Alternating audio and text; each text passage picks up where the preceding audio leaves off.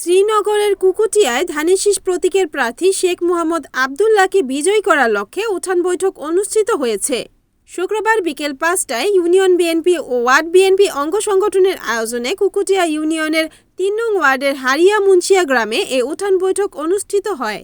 এতে প্রধান অতিথি হিসেবে উপস্থিত ছিলেন জাতীয়তাবাদী স্বেচ্ছাসেবক দল কেন্দ্রীয় কমিটির সহসভাপতি নাসির মোল্লা।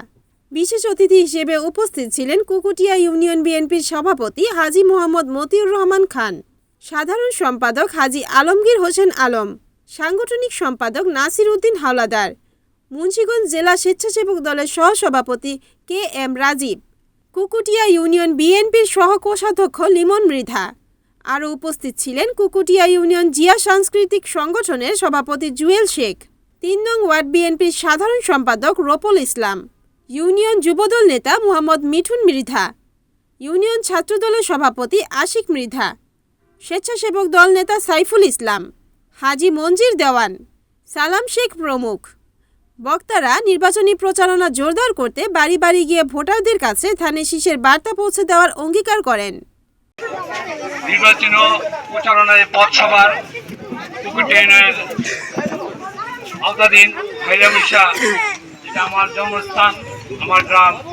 সেই গ্রামের এই পথসভার সভাপতি ও কুকুটিয়া ইউনিয়নের বিএনপির সভাপতি আমার শ্রদ্ধ বড় ভাই মতি ভাই ও স্বেচ্ছাসেবক মুন্সিগঞ্জ জেলার কেন্দ্রীয় কমিটির মুন্সিগঞ্জ জেলার সহসভাপতি রাজীব আমার ছোট ভাই ও উপস্থিত কুকুটিয়া ইউনিয়নের সকল নেতৃবৃন্দ, যুব দলের নেতৃবৃন্দ, ছাত্র দলের নেতৃবৃন্দ, স্বেচ্ছাসেবক নেতৃবৃন্দ ও আমার গ্রামের মুরব্বীগণ, আসসালামু আলাইকুম। আমার কেন্দ্রীয় কমিটির তরফ থেকে শুভেচ্ছা ও অভিনন্দন।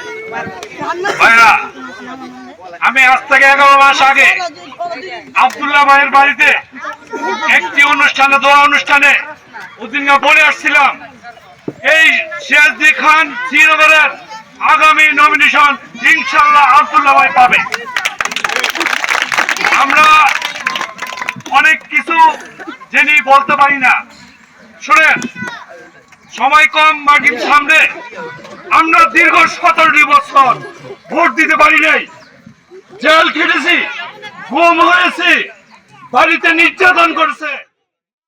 Report Farhad Hossain Johnny, NAN TV, Munshiganj.